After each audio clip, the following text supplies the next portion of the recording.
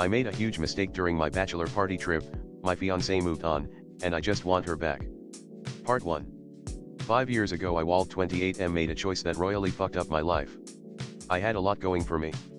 At the time I was the new guy at my firm. I was an architect, mostly subdivisions, and really enjoying it. I had a long-term girlfriend of 3 years, Emily, 29F now, 24 then, that I had recently become engaged to. I really thought nothing could derail me. After Emily said yes, we began to plan the wedding. We were not up for the big wedding thing. We agreed we would have an elopement to a coastal city. San Diego became the plan. Parents' siblings were welcome to come if they wanted, but basically we were just booking a honeymoon and getting married while we were there. Since this whole trip was going to be, relatively speaking, inexpensive, we decided to splurge on pre-wedding activities. Now, neither of us wanted traditional bachelorette parties. We agreed we would scratch off bucket list items. Emily wanted to swim with sharks, and booked herself one of those cage dive excursions. Her and her best friend Maggie went to Florida for a long weekend and did just that. Mine was quite a bit more. I had always wanted to visit Thailand. It was one of those dumb things I got fascinated with as a 10-year-old and swore I was going to go. Emily actually encouraged me, pointing out that I literally brought up Thailand on our first date. We were 6 months into our engagement when the time came for me and my best friend Jorge to leave on the trip. For the first 3 days everything was great. We were enjoying beaches, visiting temples, and a lot of drinking. On that third night though, Jorge got absolutely smashed drunk. I was a little pissed about this and tried to slow him down. The next day we were supposed to go on a jungle excursion. It was one of the things I was most looking forward to, so I had been pacing myself so I could enjoy the trek. The next morning Jorge has a world-class hangover, refused to get up at all, and says we can book an excursion tomorrow. My thought was, fuck that, I'm going today. I had seen ads for a few places that did these. I went out to get some breakfast and spotted a guy on the side of road offering the jungle excursion cheap. He had a Jeep, and when he noticed me looking at his sign, moved in with the hard sell. Honestly, it did look a little shady, but the guy spoke English so well it gave me a false sense of security. I decided to go with this guy. I get in and for a while it's actually pretty fun. He pulls off the main road on these off-road paths. I have no idea where we are going. We end up deep down these roads. I'm enjoying it for the most part though. Then everything went sideways. We stopped in this small clearing, and I was checking some things out, when out of nowhere local law enforcement pulls up. I don't know what's being said, I can only pick out a word here and a word there. They start going through the guy's Jeep and find a rather large quantity of methamphetamine. I am shitting a brick at this point. These cops take us both into their small, middle of nowhere station. This is when I come to realization that this motherfucker has taken me into Cambodia. I don't have my ID or passport on me, they are back in the room. These cops are not listening to anything and I have no idea what my guide is telling them.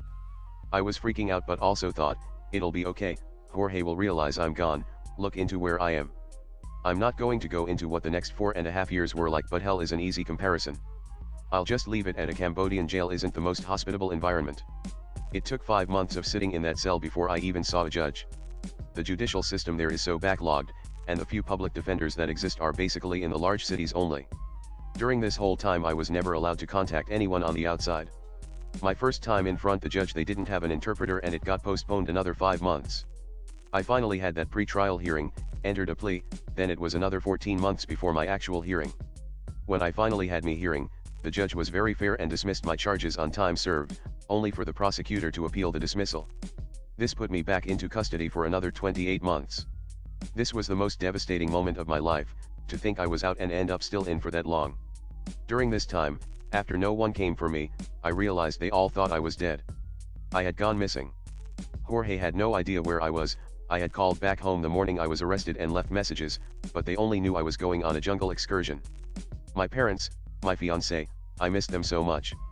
There were plenty of days I was hoping one of the other inmates or a rough guard would just take me out already, especially after the first year when I became more tolerant of the food and water. Finally, after 52 months in captivity I was released. I had nothing to my name and was in a country I wasn't supposed to be in. I contacted the embassy, and they did have a missing persons file for me. They helped me contact home. I attempted to contact my fiancé but a guy named Mitch answered and he did not know an Emily, so I figured she must have changed her number at some point. I called my mother. She was absolutely frantic. She grabbed my father and I told her my entire tale. I kept asking about Emily and my mother kept deflecting. She wanted to get started immediately getting me home, and said we would talk about everything when I got back to the US. It took a little while to make this happen. My parents luckily had my original passport and ID, which made the process somewhat faster. During that time they sent me money and I was able to get a hotel. My parents were very adamant I not try to contact Emily during this time and to wait until we got back. I obviously started to assume she had moved on and was with someone else, which was heartbreaking. I had held out hope during my imprisonment that she would not, but with the way my parents were acting I assumed that was the case. Even so I wanted to contact her immediately, before anything else. I didn't want to talk about my time there, I didn't want to talk about what they did trying to find me, or know anything about anyone else. I just wanted my fiancée. My parents sat me down and handed me a save the date card. It was Emily and some tall handsome guy I'd never seen before. She was engaged. I broke down. It wasn't unexpected, but the feelings were still there. I asked my parents if they had kept in touch with her beyond just being wedding guest worthy. They said yes, they've actually been a huge part of each other's lives these last few years. I was a little shocked. I know they liked Emily, but with me gone I had somewhat expected them to drift apart, not get closer. I decided to ask, so how close are you guys now? My mother responded, very. Her father passed a year ago and your dad has agreed to walk her down the aisle. That hurt. It shouldn't, but it did. Why you? Was all I could say. My mom got emotional, started going on about how they all thought I was gone, that a cartel or something got me, that they looked so hard and so long. They had a whole memorial service for me. I snapped a little, I don't care about that right now, what are you not telling me? My mother took that tablet and flipped a few photos. She then handed it back to me. There was a whole group photo. My parents, Emily, her fiancé, her mom, my sister, my brother, Emily's brother, Jorge, other friends, and kids. But at the center of the table was a boy sitting behind a birthday cake. The decorations read "Happy 4th birthday." He was smiling big. I just looked at my parents. My mother looked at me and said, "That's your son, Paul, my dad's name. Walter, my name, Ryan, our last name." I made a huge mistake on my bachelor party trip. My fiancée moved on, and I just want her back. Part 2. In the 2 weeks since I got back home it simultaneously feels like so much has happened, and that virtually nothing has happened. I have been largely brought up to speed on all that has happened on this side of the world. When Jorge finally got up out of bed that day 5 years ago he tried to call me. After having no success the officers confiscated my phone immediately upon arrest. I never saw it again. He decided to just go about his day, assuming I was enjoying my excursion. It wasn't until it was well past dark that he started to get concerned. He called back home to see if anyone else had heard from me. The next morning my family and fiancé were blowing up his phone wondering if I had come back yet. That's when he began venturing out to all the excursion places. They all reported that they had not seen me. He began to panic and alerted everyone back home. He went to the authorities at this point. My parents, brother, and fiancé all made the trip to join him. They spent a month canvassing the area before they had to go back. My parents made another trip to Thailand to try and find me, but again turned up nothing. Over the next year and a half they were a constant reminder to the Thai officials of my disappearance. Unfortunately, no one thought to look in Cambodia. Meanwhile, my fiancée Emily came to the realization she was pregnant.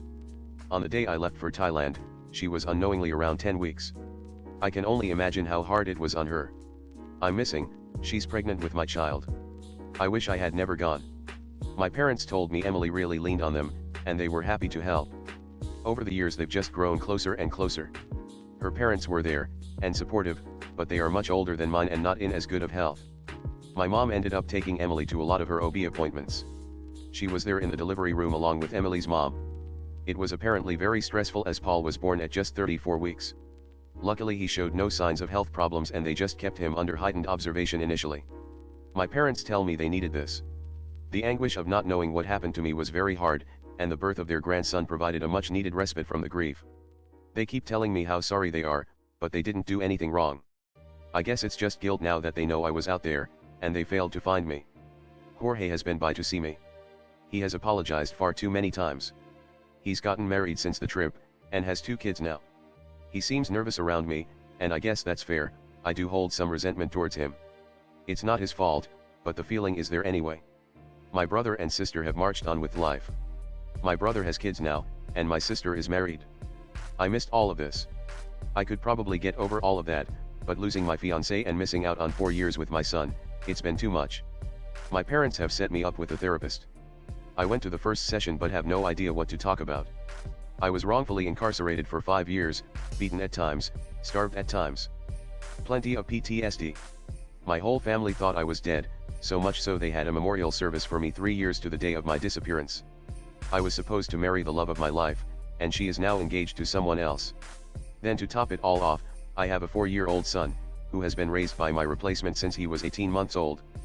Paul only knows this guy as dad, he calls him dad, and now here I am, back from the dead to fuck up everyone else's perfect little lives? I'm ranting though.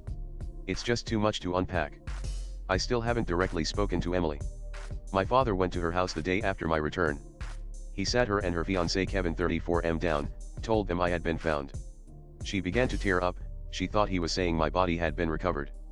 When he corrected her, she had a complete breakdown. Her fiancé comforted her, my dad said she was just silent afterwards. I tried texting her, I got no response for a whole day, then just a "I'm so sorry, I just can't right now." I haven't asked anyone about her fiancé, other than I know she's been engaged for about 2 months, and the wedding is supposed to be in 6. No one has just volunteered any information at this point. We were supposed to all meet at the park this past weekend. My resurgence has thrown the harmony out of whack and I can tell everyone is a little off. My mother typically watches Paul while Emily and Kevin are at work. A lot of time it's at her house, but since I showed up it's been exclusively over at Emily's. I hear they are prepping him to meet me. He is aware I'm his father. My pictures are all over at my parents' house. Emily has apparently always had a picture of me up in Paul's room. I'm a shell of the guy in the picture, but I guess at least I kinda look like that still. He won't be totally blindsided. My parents and I arrived at the park first. When we saw their car pull up, only Kevin and Paul got out. Emily was not with them. Paul ran up to my dad first and gave him a big hug. He saw me and kind of retreated to my mom, then over to Kevin. I could tell he was nervous, I mean shit, so was I. And I'm not 4 years old. The other adults tried to say something to get us to talk or embrace or something. I told them to let it go, let him go play. He perked up and ran off to the playground. Kevin came up and stuck his hand out. We shook, and he said, "Sorry, Emily, couldn't today." We were about out the door. And she broke down, told me she wasn't ready. I just said, "I understand." I went over to the playground to try and bond in some way. Turns out Paul is big into superheroes. He pretended to be Spider-Man and I had to be Rhino. I chased him all over the playground, and let his web me up. He laughed and smiled. When the food was ready I was happy to see he liked his hot dogs the same as me. Ketchup on one side, mustard on the other, relish on top. I thought maybe this won't be so hard. Then he called Kevin dad. I shouldn't have surprised by this, he's been in this kid's life for 2.5 years, he marrying his mom, they all live in the same house. That all said, it was like a knife in the heart, I began to actually tear up. I excused myself for a moment, and said I was going over to the Gross Park bathroom. When I came out after a minute Kevin was waiting. I could see my parents across the way watching Paul. I felt instantly awkward, the last thing I wanted right now was a heart-to-heart with Kevin. He was taller than me, more built than me, and had gotten to have the life I was supposed to have. He just said, "Can we talk?" I said, "Yeah, man, what's on your mind?" Kevin began, "Look, I'm sorry for what happened to you, it's a bad deal all around. I just wanted to talk because I'm worried about Emily and Paul. Emily more than him. She hasn't been herself, which I can appreciate to some degree, it took a long time for her to get over you. I'm the first person she dated after your incident. She cried the first time we kissed because it was different. I want you to have a relationship with your son, he's little, he's resilient. I had 2 dads growing up, I know he will be fine. I don't know how fine her or you will be if this goes too fast, and from a selfish standpoint I don't want anything disrupting our life or our engagement. I love her, and want what's best. I'd like you two to take it slow and process everything before you meet. I made an appointment for her to see a counselor. I'd appreciate it if you could respect that and not push her or reach out to her. Let her figure things out on her own first." I was pissed listening to him, pretentious ass, but fuck he had some points. I don't want to rip open all these old wounds. I ended up just saying, "Yeah man, I can do that," and walked off to join my parents and Paul. Kevin went into the gross bathroom. When he came back over he said him and Paul were going to head out. Paul gave everyone hugs, including me. I was surprised, but pleasantly. Then he called me Rhino, and ran off to Kevin. As they left I heard him say, "Dad, can we get a cookie cake on the way home?" Ugh, he's dad, I'm Rhino, and this just fucking sucks. I made a huge mistake during my bachelor party trip, my fiancée moved on, and I just want her back. Part 3. We finally met.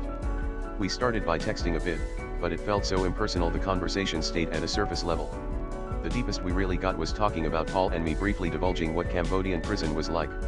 Over the 3 weeks between our first text exchange and our meetup we only texted maybe 5 times, and each time it started to get into heavy subjects one of us would end the conversation. During that time though I did spend more time with Paul. My mother began watching him at her house again and that gave us time to bond. I even had some one-on-one time with him when we went to get ice cream together one day. It's amazing how resilient kids are, he just goes with the flow of everything. He still calls me Rhino, but maybe I'll get the dad title soon. One day this past week, when Kevin came by to pick up Paul, he asked to talk again. This time he had a job offer for me, which had me getting pissed. Then he elaborated that it wasn't really an offer but more of a lead. His brother owns a construction company and is looking for an estimator. Kevin told his brother I was once an architect and his brother said he'd give me an interview if I was interested. He left his brother's card with me. I really want to hate Kevin, but he does actually seem to be a genuinely nice person, which also pisses me off. His self-deprecating sense of humor grows on you fast, and this is just in 5-10 minute interactions with him. But at the same time, fuck that guy. I talked to Emily via text this past Friday. We agreed to meet the next day for lunch. I suggested this Italian place that had been our place, but she got a little upset about this. And I thought she was going to cancel. Instead we pivoted to Applebee's. Seeing her in person I can't even describe. She was just as beautiful as ever. The hello hug caused a shiver through my spine. I didn't want to let go, and may have lingered for just a second, but also didn't want to make it weird. We exchanged pleasantries and small talk through the ordering, and at that point the conversation took the first serious turn since my return, and it stayed that way for the next hour as we talked. She told me how hard it was to deal with my death. She was pregnant and grieving, and a lot of days didn't want to carry on. It hurt so bad to listen to what she was going through. She told me she felt so alone anytime she was in our apartment that she spent most nights staying at her parents' or mine. She kept hoping that every time the phone rang it would be someone with news about me, and then began to hope it wasn't, because as time went on it became more likely that it would be a call that they found my body. She told me about how great my parents, and to a lesser degree my siblings had been to her. My sil and her even had slightly overlapping pregnancies, so it was fun to have someone to talk to about it. It was after Paul's first birthday, that my parents of all people, talked to her about getting back out there. She admitted she was really only spending time with her parents, or my sil and by extension my brother. She said she even fell off hanging out with her best friend. Emily told me it was fear. She never wanted to be away from Paul. If I could disappear in an instant, then that means anyone could. She wouldn't be able to live without him. After this intervention, she realized she was living like a widow and not a 25-year-old woman. She began hanging out with her friends again, let others watch Paul occasionally so she could go out. It was 2 months into her attempts at living life that she ran into Kevin. They were in a Starbucks, she was fumbling trying to get her phone out while holding Paul. When suddenly this tall handsome fucker my words comes up and scans his phone, buying her coffee and muffin. They strike up a conversation while waiting. When her order gets called, he grabs it and hands it to her along with a business card with his cell number on it. Kevin owns a screen printing shop. Tells her, no pressure, but I'd like to get to know you better. Then they part ways. She called him the next day. 4 months later she introduced Paul to him. A year later they moved in with him and a few months ago they got engaged. This is where I said my piece. I told her I still loved her, that it's impossibly hard to see her with someone else. The idea of getting back to her was one of the few things that kept me going when I was locked away. She began to cry, and I reached out and took her hand. I asked if she was sure, or if there was any way we could try again. In hindsight I feel like this was a dick move, but at the time I needed to know. She shook her head, looked up at me and said, I love you, I never stopped, but I love Kevin too, and I'm marrying him. It's not fair, I know it's not fair, you didn't do anything wrong, but I had to move on. I spent years thinking you had died. When you came back I was so happy, but also so guilty. I cut her off there. You have nothing to feel guilty about, I fucked up and cost myself everything. I always knew you'd likely moved on, and I don't fault you for that. I was gone, there was no reason for you to believe I was coming back, but I did dream that I'd find my way back and you'd be there when I returned. I realized that was unrealistic. I'm sorry for putting you in this position now. She said, it's okay, I knew this was coming eventually. We just kind of stopped talking at that point. Sat there just drinking our drinks. After a few minutes that seemed like eternity, she said, how do you want to move forward when it comes to Paul? I told her, I love him already and want to be in his life. She replied, I'm so happy for that, I always told him about you, I didn't want him to think he was abandoned. I said, he is the one bright spot in this whole situation. From From there she told me that Kevin had planned to adopt him once they were married but wouldn't now that I have returned. I am listed on the birth certificate as the father, although I think I'll meet with a lawyer just to make sure everything is in place from a legal standpoint. We made some plans to meet together later in the week with Paul. Let him have fun with all of his parents at the same time. She also encouraged me to do more one-on-ones with him. At the end we hugged one more time and parted ways. When I got back to my parents' house and in my room, I broke down. The finality of it all was just too much. After I recovered I decided I was not going to wallow in my grief anymore. I needed to swallow some pride, and get on track to do something with myself. The next day I called Kevin's brother and did an interview that day. He hired me. This is the first step towards moving on. I made a huge mistake during my bachelor party trip, my fiancée moved on, and I just want her back. Part 4. Part 3. Holy shit, you are not gonna believe what I'm about to tell you. These last 6 months have been nothing short of absolutely fucking crazy, but in a good way.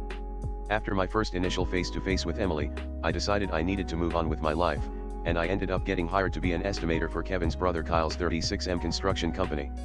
It was going well, and at about the 2-month mark Kyle, knowing I was an architect, started asking me to design some of his custom builds and would compare them to the usual architect he was using. He was liking mine better, and while I still work as an estimator still, I am now solely designing the custom homes for Kyle, and he gave me a huge raise. This allowed me to get my own apartment, and I'm thankful to say I am no longer living in my parents' house. Emily and Kevin's wedding plans progressed with only one major change. My father was no longer walking her down the aisle, as everyone felt it was inappropriate given my return. Her much older brother was going to take that role now. Emily was an oops baby, so her brother is 16 years older than her. After our initial lunch, I saw Emily a lot more often. We were making it a point to do something all together with Paul at least once a week. Kevin was there as well, but they kept the couple behavior to a minimum. It was fun. I especially enjoyed getting to talk to Emily and just be around her. After a month of this back-to-school season hit. I guess in the screen printing industry this is the busy season. Which I guess makes sense with fall sports, staff shirts, clubs, Greek life. Kevin has contracts with all the school districts and is used heavily by the local colleges in the area. He became swamped at this time. Which led to Emily, Paul, and I spending a lot more time just the three of us. Over the months of this we became a lot closer. Hello side hugs became lingering full front hugs. Emily and I would talk about all sorts of things. It kind of reminded of me when we were first dating. After a couple of months Kevin began joining us all again. This didn't dissuade Emily and I from rebuilding our friendship. And then the most amazing thing happened. Paul started calling me dad. I literally teared up like the first 10 times he did this. Life went on for the next couple of months. It was a week before the wedding. I was not going to attend, my parents were as guests only. That weekend they decided to have semi-combined bachelorette parties. Each was going out to dinner with friends, then friends activity, her karaoke, him top golf, then they'd all meet up at a bar or club around 11 p.m. I wasn't involved in any of this and had no idea which place they were going to end at. I decided I was going out that night instead of just sitting in my apartment being a dud. It was a hard night for me as it was another reminder that I had lost her to someone else. No matter how good of a dude he was, I still hated it. It was around 1030 that night, I had a good buzz, and was planning on getting an Uber home when Emily and her bachelorette crew walked in. I kind of hid in the crowd at first, not wanting to butt into her night. But she spotted me. Emily came over and we began to talk. It was a little bit flirty. A song she loved came on and she began to dance, then dance on me. I joined in and we were laughing and having fun. As the song ended she kind of stumbled into me, I caught her and we looked at each other. Our lips moved in close and we almost kissed when she pulled back. We laughed it off and moved to the bar to get a drink. It was probably a good thing we didn't kiss because about 2 minutes later Kevin came walking up. He was trying to be his usual self but seemed a little off. They kissed, and I began to feel like the third wheel, so I went ahead and ordered that Uber and headed home. The next day I'm a little hungover and slept in pretty heavy on my lazy Sunday. It was midday and I hear someone try and open my door. It was locked and they began knocking heavily. I ran over and opened the door. It was Emily. She lunged into my arms and kissed me. It was the sweetest feeling I have ever felt. Confusing, but sweet. I asked her what was going on. She said, Kevin came to me this morning, and started asking some hard questions. I don't want to go into it, I promise I'll tell you everything one day, but I'm in no place to do so now. We decided to end things. I admitted my feelings were still strong for you. He said he understood, that it hurt but that he knew. He said we both deserve to be happy, and he is going to step away. I called your parents, they are good keeping Paul a bit longer. I love you and want to be with you, and I'm suspecting you feel the same way. I told her that was all I ever wanted. It's been a whirlwind. She had 2 bags packed for her and Paul, and they moved in with me that same day. The next day my father went to visit Kevin. He told me Kevin looked a little hungover and had taken the day off. They had a talk and my dad tried to be as empathetic as he could. He just wanted to check on him as Kevin had been a large part of their lives over the past few years. He asked Kevin what he was going to do. He said beyond trying to get some deposits back he had no idea. My father offered to refund him his money and take over the reservations. He didn't ask why. My father thinks he knew. While this was going on, I had to go into work and face Kyle. He called me into his office upon my arrival. Kyle had me sit and began, "Just let me say my business. I'm angry, my brother tells me to let it go and I will.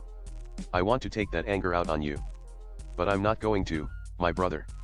And I learned the hard lesson back in high school when it comes to revenge and swore we'd always be the bigger men going forward, but that's not a tale for now. I think it's best we part ways, my family needs time to heal. I won't leave you high and dry though. You get 1 week paid off here, in that time I want you to speak to an acquaintance of mine, Lee. Lee runs a construction company as well, and he says he will take you on at your current salary. It's commercial instead of residential, but you'll do fine." I stood up and started to thank him, but he cut me off. "This isn't for you, it's for Kev. Now go get your things and get up out of here." I contacted Lee the same day. He told me I could start in 2 weeks. Once my father came back and said he now had control of the wedding accommodations, Emily and I just looked at each other and knew we each wanted this. It wasn't the wedding we always wanted. We planned on getting married on a beach. It was Kevin that wanted the traditional wedding. In the end he was right though, we had an amazing time.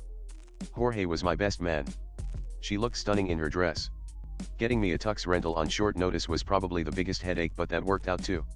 Neither of us had huge friend or family groups, but it was nice to enjoy celebrating with those that had supported us through all these dark times. It's been a month now since our wedding. I still can't believe it. Paul had a little trouble adjusting.